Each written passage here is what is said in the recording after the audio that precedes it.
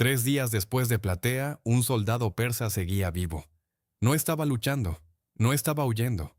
Solo caminaba sin rumbo por los pantanos cerca del río Asopo, desarmado, sin armadura, cubierto con los restos de una derrota tan total que ni siquiera mereció que conservaran su nombre. Había salido a campaña como parte de un ejército inmenso.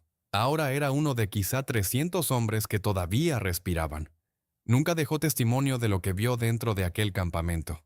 Los griegos no se molestaron en registrar quién era, y esa ausencia, ese silencio, explica mejor Platea que casi cualquier monumento, porque la historia que el mundo decidió recordar es otra. Todos conocen a los 300 espartanos en el paso de montaña, resistiendo hasta morir. Todos conocen a Leónidas, las estatuas, las frases, la gloria del sacrificio, pero casi nadie se detiene en lo que vino después. Casi nadie cuenta que 11 meses más tarde los espartanos regresaron. Y esta vez no eran 300, eran 10.000. No avanzaban hacia una muerte legendaria, avanzaban hacia un ajuste de cuentas. La batalla de Platea, librada en el verano del 479 a.C., terminó con tantos persas muertos que las fuentes antiguas describen un campo imposible de cruzar durante días sin pisar cadáveres. Y sin embargo, casi nadie habla de ella. Termópilas tiene películas, estatuas y una inmortalidad cultural que ha durado 2500 años. Platea recibe con suerte un párrafo en los libros de historia. A veces ni eso. Y no es casualidad. Las civilizaciones no siempre conservan lo más decisivo. Conservan lo que más les conviene recordar. Los griegos quisieron inmortalizar el sacrificio, la derrota noble, la belleza de perder con dignidad. Lo que tardaron mucho más en convertir en mito fue la otra mitad de la historia. El momento en que ganaron por completo, sin matices, de una forma tan contundente que el imperio persa nunca volvió a intentar invadir la Grecia continental en todo el resto de su historia. Si todavía no te has suscrito al canal, este es el video que te va a hacer arrepentirte de haber esperado. Suscríbete ahora y activa la campana. Cada pocos días rescatamos historias como esta, episodios enterrados en notas al pie, capítulos que fueron suavizados, recortados o simplemente apartados porque resultaban demasiado incómodos o demasiado brutales para encajar en la versión más conocida del pasado. Y lo que viene a continuación merece ser recordado. Ahora volvamos a Platea, no a la versión limpia, ordenada y heroica, no a la historia en la que un bando representa la virtud y el otro solo sirve de decorado. Vamos a la versión real: barro, hambre, disputas entre comandantes, una retirada mal ejecutada y una piedra lanzada en el instante exacto que cambió el rumbo de la civilización occidental. Todo empieza justo donde termina la leyenda. 3 días después de Termópilas, Jerjes caminó por el campo de batalla. Encontró el cuerpo de Leónidas entre los muertos griegos. Heródoto cuenta lo que ocurrió después. Jerjes ordenó que le cortaran la cabeza y la clavaran en una estaca. El cuerpo fue crucificado. Quédate un momento con esa imagen, no solo por el horror, sino por lo que revela sobre el estado mental de Jerjes. Los reyes persas no solían profanar a los comandantes enemigos caídos. Ciro el Grande había ordenado entierros honorables para sus adversarios. Darío I había hecho lo mismo. Mutilar el cuerpo de un rey derrotado no era costumbre persa. Esto no era protocolo, era algo personal. Leónidas y sus 300 le habían costado a Jerjes entre 10.000 y 20.000 hombres. Las cifras varían según la fuente antigua, pero incluso las más bajas resultan descomunales si pensamos que defendían un paso que, en teoría, debía haber sido arrasado en cuestión de horas. Esa demora le permitió a la flota griega maniobrar en Artemisio. También le dio tiempo a Atenas para evacuar, y de formas que Jerjes todavía no podía medir por completo, alteró la arquitectura entera de la guerra. La profanación del cuerpo fue una respuesta a esa humillación. También fue un mensaje para todas las polis griegas que seguían observando y aún no se decidían. Esto es lo que les espera a quienes se resistan. El mensaje llegó, pero no como Jerjes esperaba. El ejército persa siguió avanzando hacia el sur. Atenas, ya evacuada por consejo del comandante ateniense Temístocles, fue ocupada en pocas semanas. Los templos de la Acrópolis, el antecesor del Partenón, los edificios del tesoro, los recintos sagrados de Atenea, todo fue reducido a cenizas.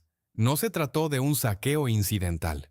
Los mandos persas ordenaron la destrucción sistemática de lugares sagrados como política.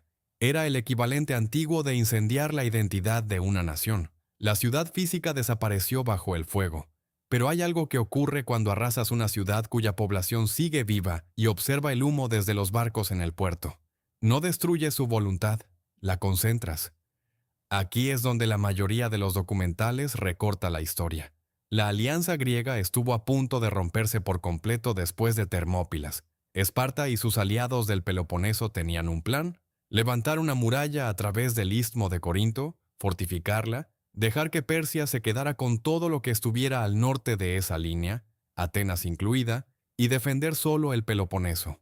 Desde la perspectiva espartana, la idea tenía lógica. El istmo era estrecho. Los espartanos eran la mejor fuerza terrestre del mundo y podían mantener esa posición durante muchísimo tiempo. Los atenienses, apiñados en su flota y sin un hogar al que volver, lo veían de otra manera. Temístocles lanzó un ultimátum que las fuentes antiguas describen como impactante por su claridad. Si Esparta y la Liga del Peloponeso se negaban a luchar por la Grecia continental, Atenas zarparía con toda su flota, la más grande del mundo griego, hacia el oeste, hasta Sicilia, fundarían otra ciudad, se irían. Y sin la flota ateniense, la marina persa podría rodear la muralla del istmo y desembarcar tropas en cualquier parte del Peloponeso que quisiera. La alianza no se deshizo, pero ese intercambio deja claro el tipo de coalición que Pausanias iba a heredar. Una alianza mantenida tanto por la amenaza mutua como por un objetivo común. El número que debes tener presente no es 300, es 5.000. 5.000 espartiatas, ciudadanos espartanos de pleno derecho, marcharon al norte hacia Platea. No era una expedición simbólica, era la movilización de casi toda la clase guerrera espartana, algo sin precedentes en la historia de Esparta. Nunca antes había enviado a tantos de sus soldados principales a una sola campaña fuera de sus fronteras. ¿Por qué importa tanto esto? Porque para entender lo que significaban 5.000 espartiatas, primero hay que entender lo que era un espartiata. Un niño espartano entraba en la agogé, el sistema estatal de formación, a los 7 años. Dejaba su casa, dormía en barracones, aprendía a soportar dolor, privación, frío y malestar prolongado como si fueran las condiciones normales de la vida. Durante 13 años se entrenaba para combatir, para moverse como parte de una unidad, para sostener un muro de escudos bajo una presión que haría quebrarse y huir a la mayoría de los hombres. La agogé tenía selección. Los que no aguantaban no llegaban al final. Los que sí lo lograban pasaban a formar parte de una categoría que el mundo antiguo veía como algo aparte del soldado común. Cada uno de esos 5.000 iba acompañado por aproximadamente 7 hilotas, trabajadores agrícolas sometidos que servían como infantería ligera y apoyo. Las estimaciones más conservadoras sitúan el contingente laconio espartano en Platea en torno a 40.000 personas. A eso se sumaban 8.000 hoplitas atenienses, 5.000 corintios, contingentes de Tegea, Mégara, Fliunte, Trecén, Hermione, Epidauro, Orcómeno, Sición y decenas de ciudades más pequeñas. La Liga Helénica en Platea reunía, según los cálculos de Heródoto, entre 80.000 y 110.000 hombres. El comandante de todo ese ejército era Pausanias. No era rey, era regente, gobernando en nombre del joven hijo de Leónidas, demasiado pequeño todavía para mandar. Su tío había muerto en Termópilas con una lanza atravesándolo y la cabeza exhibida en una estaca en algún campamento persa. Las fuentes antiguas nos dicen muy poco sobre la vida interior de Pausanias en este momento, pero sus decisiones bastan para entender la presión que soportaba. Tenía que vengar a un rey muerto, mantener unida una coalición de ciudades desconfiadas entre sí y derrotar al mayor ejército que el mundo occidental había visto hasta entonces, todo al mismo tiempo. Pausanias condujo sus fuerzas al norte hasta las estribaciones del monte Citerón, cerca de la pequeña ciudad de Platea, y tomó una posición en terreno elevado y quebrado. Al otro lado del río Asopo, en la llanura, esperaba Mardonio. Y Mardonio no era ningún improvisado. Era un comandante veterano que había servido a Darío I. Había sobrevivido a una tormenta catastrófica frente a la costa del monte Athos, donde perdió 300 barcos, y aún así había reconstruido su carrera. Estaba unido a la familia real por sangre y matrimonio. Había impulsado esta campaña con insistencia. Algunas fuentes antiguas sugieren incluso que había sido en gran parte idea suya. Pero Mardonio cargaba con un problema que ningún talento táctico podía resolver. Su ejército era devastador en terreno abierto. Su caballería, persa, bactriana y tesalia, era posiblemente la mejor del mundo. Su infantería, en especial los inmortales, estaba entre las tropas más disciplinadas de su tiempo, pero los griegos habían elegido las colinas, y Mardonio no podía obligarlos a descender. Así que durante 11 días no ocurrió nada decisivo. 11 días. No suena heroico. Pero esa era la realidad de la guerra antigua. 2 ejércitos enormes mirándose a través de un río, esperando el error del otro. Y lo que convirtió ese bloqueo en el día más sangriento de las guerras médicas no empezó con un grito de guerra ni con una carga, sino con algo mucho más simple: el agua. La posición griega cerca del Citerón tenía una vulnerabilidad crítica. Una sola fuente, la Gargafia, abastecía de agua a todo el ejército. Mardonio lo sabía. Su caballería comenzó un hostigamiento sistemático de las líneas de suministro griegas, interceptando convoyes que bajaban por los pasos de montaña, quemando comida y contaminando fuentes menores. No era una maniobra espectacular, era desgaste. Intentaba obligar a un ejército de más de 80.000 hombres a abandonar su posición por hambre y por sed, y estaba funcionando. El comandante de caballería que lideró muchas de esas incursiones se llamaba Masistio. Heródoto lo describe como el hombre más admirado del ejército persa, físicamente enorme, protegido por una coraza de escamas doradas bajo la ropa exterior.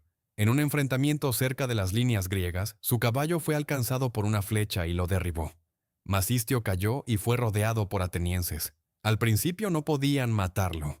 Su armadura desviaba los golpes. Solo lo abatieron cuando alguien logró herirlo a través de la abertura del casco. Los griegos pasearon su cuerpo en un carro a lo largo de sus líneas. Heródoto dice que la visión tuvo un efecto visible en la moral. Los soldados abandonaban sus posiciones solo para mirar el cadáver de un hombre que 48 horas antes parecía invulnerable. Los persas, al verlo expuesto, cortaron las crines de sus caballos en señal de duelo. El sonido del campamento persa aquel día, según Heródoto, no fue de preparación, sino de lamento. Y esos detalles cuentan. Porque en la guerra las pequeñas grietas se acumulan. Después, la caballería de Mardonio golpeó donde más dolía. Encontró la fuente Gargafia y la destruyó. Hundieron los bordes, arrojaron escombros, la volvieron inútil. Pocos días más tarde, un convoy de suministros que atravesaba los pasos del Citerón fue interceptado y quemado. 80.000 hombres, sin agua, sin comida en camino. Pausanias convocó un consejo. La decisión que salió de esa reunión era estratégicamente correcta y estuvo a un paso de convertirse en una catástrofe total. Debían ejecutar una retirada nocturna hacia una posición secundaria, más próxima a Platea, donde el acceso al agua era mejor. El ejército avanzaría en 3 columnas, espartanos y tegeatas a la derecha, atenienses a la izquierda y el resto de los aliados en el centro, replegándose hacia la ciudad. Mover por la noche un ejército de ese tamaño en el mundo antiguo era realmente peligroso. No había radios, no había coordenadas, no había señales estandarizadas más allá de antorchas y cuernos. Desplazar a 80.000 hombres en la oscuridad, divididos en 3 columnas, sin perder cohesión, exigía que cada comandante hiciera exactamente lo correcto en el momento exacto. Eso no fue lo que pasó. Un comandante espartano se negó. Se llamaba Amonfareto y mandaba una unidad espartana. Cuando recibió la orden de retirada, levantó una piedra grande con ambas manos, la dejó caer a los pies de Pausanias y dijo, según Heródoto, que ese era su voto sobre retirarse ante el enemigo. No iba a moverse. Lo que siguió fue una discusión a media voz en plena oscuridad. Mientras el resto del ejército ya empezaba a desplazarse, Pausanias no podía dejar atrás a Amonfareto y a sus hombres. Abandonar espartanos en un campo de batalla, incluso en uno donde todavía no había combate abierto, era algo que la cultura espartana no aceptaba. Pero cada minuto perdido en aquella discusión era un minuto en el que el plan empezaba a deshacerse. La disputa se alargó casi hasta el amanecer. Finalmente, Amonfareto avanzó despacio en la retaguardia de la columna espartana, dejando claro con cada gesto que consideraba aquello una retirada vergonzosa y que obedecía solo de forma estrictamente formal. Cuando Pausanias logró poner en marcha a toda su fuerza, los atenienses del ala izquierda también estaban confundidos. Habían recibido señales contradictorias y esperaban instrucciones que no llegaban. El centro aliado ya había completado gran parte del repliegue. El ejército griego, que debía retirarse como una sola fuerza coordinada, ahora estaba disperso. El centro cerca de Platea, los atenienses en una posición intermedia, los espartanos y tegeatas todavía bajando desde las alturas, separados del resto. Y al otro lado del río, Mardonio tenía exploradores de caballería observándolo todo. Llegó el amanecer. Mardonio miró al otro lado del Asopo. El campamento griego aparecía parcialmente vacío. Las alturas estaban medio abandonadas. Las formaciones se movían con aparente desorden. Desde donde él estaba, todo se parecía a una retirada en pánico. Un ejército rompiéndose y huyendo. Cruzó el río. Fue la última gran decisión de su vida. La caballería persa golpeó primero a la retaguardia espartana. La unidad de Amonfareto, todavía lenta, todavía obstinada, recibió el impacto inicial. La columna espartana se detuvo. Pausanias envió un corredor a los atenienses. Los necesitaba en su derecha. Los atenienses comenzaron a avanzar hacia los espartanos y se toparon directamente con los hoplitas tebanos, que luchaban del lado persa, avanzando sobre la izquierda. Los atenienses tenían su propia batalla. Los espartanos quedaron solos. Lo que ocurrió después es una de las secuencias más discutidas de la historia militar antigua, porque Heródoto describe algo que no encaja del todo con la intuición moderna. Pausanias ordenó a sus hombres mantenerse firmes mientras caía sobre ellos la lluvia de flechas persas. Estaba esperando presagios favorables. Más concretamente, esperaba que el sacrificio de una cabra arrojara señales propicias. Los tegeatas, desplegados junto a los espartanos, aparentemente ya no pudieron soportarlo. Estaban sufriendo bajas, avanzaron sin orden. Entonces los presagios se volvieron favorables, y Pausanias dio la orden de atacar. La falange espartana en movimiento es una de esas cosas que las fuentes antiguas intentan describir sin conseguir transmitir del todo lo que significaba tenerla enfrente. Imagina unos 5.000 hombres en formación cerrada, cada uno con un gran escudo circular, el aspis, encajado con el del hombre de su izquierda. Cada uno va protegido con armadura de bronce y porta una lanza de unos 2 metros. La formación suele avanzar con unas 8 filas de profundidad, lo que significa que en cada punto de contacto hay hombres empujando desde atrás. La falange no corre, avanza caminando. Las falanges antiguas no cargaban al sprint. No puede sostener un muro de escudos a máxima velocidad. Avanzaban de manera constante, controlada, adaptándose al terreno y manteniendo la línea, y caminaron directamente contra la infantería persa. Los persas no estaban mal entrenados ni mal equipados. Su infantería llevaba escudos más ligeros, lanzas más cortas y arcos. Eran muy eficaces en las condiciones correctas, sobre todo cuando la caballería cubría los flancos y los arqueros podían desgastar al enemigo antes del choque. Pero ahora tenían enfrente una formación que no se abría con las flechas, porque los escudos se superponían. Los hombres iban blindados y la línea seguía empujando incluso bajo las bajas, porque siempre había más hombres detrás. La infantería persa, incluidos los inmortales, la guardia real, luchó con una ferocidad documentada. Heródoto afirma específicamente que agarraban las lanzas espartanas con las manos desnudas y las rompían. No se derrumbaron al primer impacto, murieron donde estaban, pero estaban muriendo. Mardonio combatía montado en un caballo blanco, rodeado por su guardia personal de 1.000 hombres, en pleno corazón del combate. Eso encajaba con la cultura militar persa, el comandante visible, dentro de la lucha, liderando desde delante y no dirigiendo a distancia. Mientras Mardonio siguiera con vida y a la vista, la línea persa resistiría. Entonces ocurrió algo pequeño y decisivo.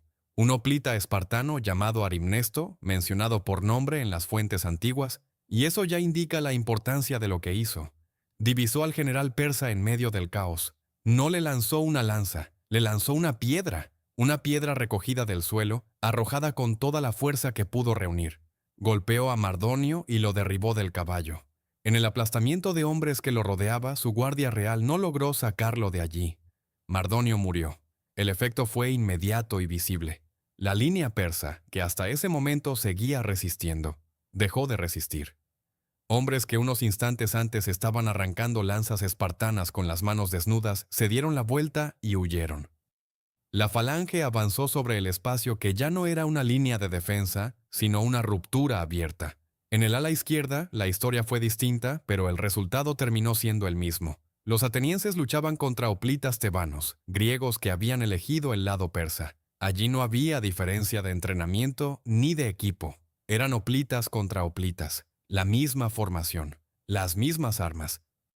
Hombres que, en algunos casos, podrían haber entrenado juntos antes de que la guerra los separara. Los tebanos fueron los primeros en quebrarse. Sus comandantes, las familias dirigentes de Tebas que habían apostado por Persia, encabezaron la retirada. Los soldados tebanos corrientes, al quedarse sin dirección, los siguieron. Los atenienses los persiguieron. El ejército persa tenía un campamento fortificado junto al Asopo, una gran empalizada de madera que había servido como base de operaciones durante toda la campaña. Cuando la batalla se rompió, los supervivientes corrieron hacia allí. Las puertas se cerraron tras ellos. Dentro de aquella empalizada había decenas de miles de hombres. Ya no tenían comandante. Mardonio estaba muerto en alguna parte del campo. Los mandos secundarios que aún quedaban vivos intentaban organizar una defensa sobre unas fortificaciones que nunca se habían concebido para una situación semejante. Los tebanos alcanzaron primero la empalizada, abrieron una brecha y lograron entrar. Después llegaron los atenienses, arrancando secciones de las defensas de madera con la eficiencia metódica de hombres que habían aprendido mucho sobre asedios desde Salamina. Y luego llegaron los espartanos. La descripción de Heródoto sobre lo que sucedió dentro del campamento es uno de esos momentos en que las fuentes antiguas se vuelven extrañamente vagas, y esa vaguedad también dice mucho. Da cifras de bajas enormes, imprecisas, y sigue adelante. Los números que ofrece sugieren que de toda la fuerza persa en Platea, que él eleva a 300.000, casi con certeza una exageración, sobrevivieron algo así como 3.000 hombres. Incluso si redujeras ese total a una tercera parte, seguiría siendo una masacre inmensa. Lo que sabemos con claridad es que la lucha dentro del campamento ya no fue una batalla, fue una matanza. Hombres atrapados, sin formación, sin mando y sin salida. Los griegos irrumpieron por varios puntos de brecha y llenaron el interior. Cuando terminó, partes de la empalizada seguían ardiendo. El saqueo del campamento real persa fue algo que los soldados griegos jamás habían visto. Mardonio viajaba con todo el aparato del lujo imperial persa, tiendas con adornos de oro y plata, lechos, vasijas, tesoros personales. Los espartanos que entraron en sus aposentos privados encontraron muebles y vajillas de un nivel de riqueza para el que, según sus propios relatos, no tenían ni siquiera un punto de referencia mental. Según Plutarco, Pausanias ordenó a los cocineros de Mardonio preparar una comida real persa. Luego hizo preparar una comida espartana al lado y mostró ambas a sus oficiales. Se dice que comentó que esa diferencia explicaba por qué Persia había venido desde tan lejos para apoderarse de algo que, en realidad, los persas no entendían. Puede que la escena sea completamente exacta, puede que esté adornada, pero el simple hecho de que la historia circulara ya nos dice algo sobre cómo los griegos interpretaron lo que encontraron. Una abundancia tan extrema que la percibían como decadencia.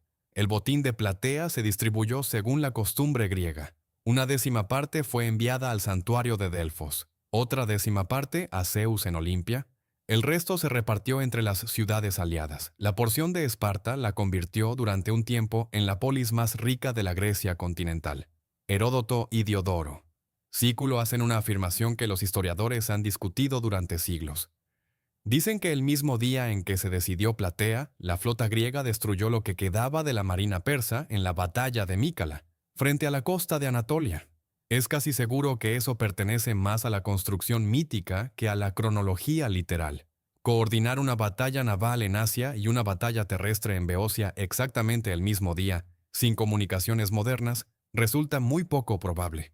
Pero el hecho de que los griegos quisieran contarlo así también importa. Necesitaban que el final fuera total, simultáneo, absoluto. En sentido estricto, la guerra no terminó legalmente en Platea. Hubo más campañas, la Liga griega siguió luchando durante años en el Egeo.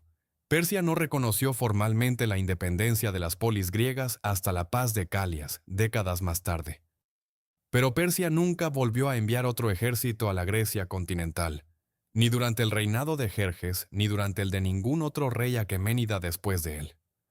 Esa frontera quedó trazada en el barro a las afueras de Platea en una mañana de agosto del 479 a.C., cuando una piedra lanzada por un hombre llamado Arimnesto golpeó a un general llamado Mardonio y puso fin a la última invasión. Los 300 de Termópila sostuvieron un paso durante 3 días. Los griegos de Platea sostuvieron una civilización, y la razón por la que una de esas historias tiene estatuas, películas y memoria eterna, mientras la otra sobrevive apenas como una nota al pie, es una pregunta sobre la que vale la pena detenerse. La historia no siempre recuerda lo más importante, recuerda lo que resulta más útil recordar. Gracias por ver el video. Si esta es la clase de historia que quieres seguir viendo, la parte que no se limpia, la parte que normalmente se corta o se suaviza, suscríbete y únete a la comunidad. Y deja en los comentarios qué otras batallas crees que la historia contó mal, y en cuál es el bando verdaderamente más peligroso no fue el que nos enseñaron.